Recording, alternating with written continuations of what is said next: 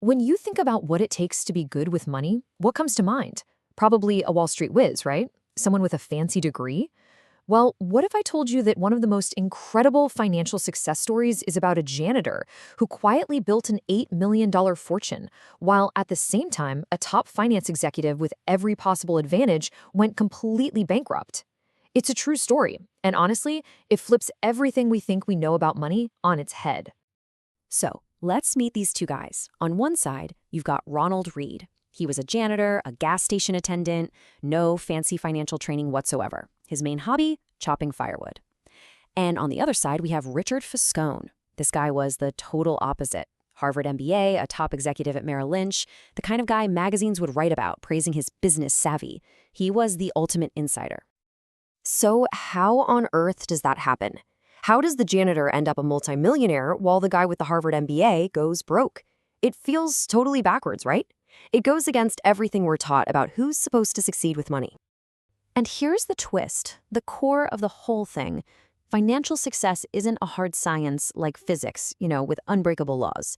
It turns out it's actually a soft skill. And what that means is that what you know is way less important than how you behave. And that one idea is exactly what we're going to dive into. So first up, let's really dig into this paradox, the janitor versus the executive. This leads us to the real rules of money. And it's simple, really. It all comes down to this. Your behavior is so much more powerful than your spreadsheet skills. This is exactly what we mean when we talk about the psychology of money. It's the reason why a patient janitor can end up winning, while a brilliant but maybe greedy executive can lose it all. It's not about how smart you are. It's all about your temperament and your relationship with risk and greed.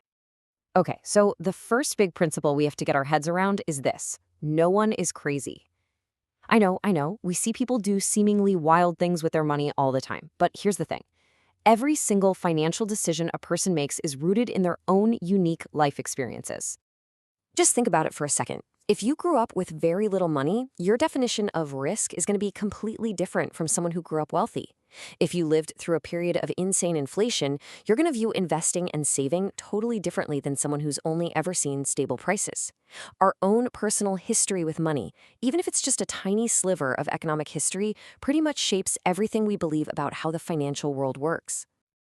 Now, this brings us to a really crucial distinction. Getting rich is one thing. That's all about striving. But staying rich, that's about surviving. And they are not the same thing. Yeah, getting wealthy often takes a lot of risk, a ton of optimism. You've got to put yourself out there. But staying wealthy, that is a whole different ballgame. That requires humility, maybe even a little bit of fear. It requires a constant awareness that what you've gained can disappear just as fast. At the end of the day, survival is the single most important financial skill. It's the ability to just stick around long enough to not get wiped out by a bad decision or a bad market that gives the magic of compounding the time it needs to really work wonders. And of course, when you talk about compounding, you have to talk about Warren Buffett. His net worth is just mind-boggling. But is his skill as an investor really the whole story? Well, think about this for a second.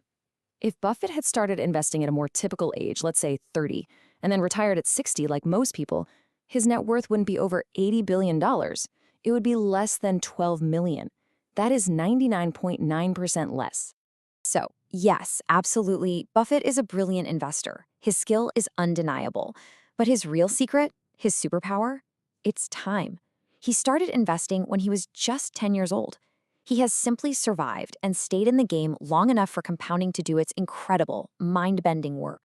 But surviving requires something else, knowing when to stop pushing your luck. There's this fantastic story about the author Joseph Heller. He's at a party, and someone points out that some hedge fund manager at the party made more money in a single day than Heller had made from his classic novel Catch-22 in its entire history. And Heller's response was just perfect. He said, "Yes, but I have something he will never have. Enough." And this right here is the goalpost problem. It's so dangerous. The more you get, the more you want. Your ambition just keeps rising. The goalpost of what enough means keeps moving further and further away, and so you start taking bigger and bigger risks to try and catch up. This is the exact trap that people like our finance executive, Richard Fiscone, fall right into. So if constantly chasing more is just a trap, Then what is the real point of wealth? What's its true value? Well, it's not the fancy car, or the giant house, or the expensive watch. The highest dividend that money pays is control over your own time. It's the freedom to wake up and live life on your own terms. And this is such a critical distinction. You see, being rich is about your current income. It's having the money to go buy a lot of stuff. But being wealthy, that's what you don't see. Wealth is the income you don't spend.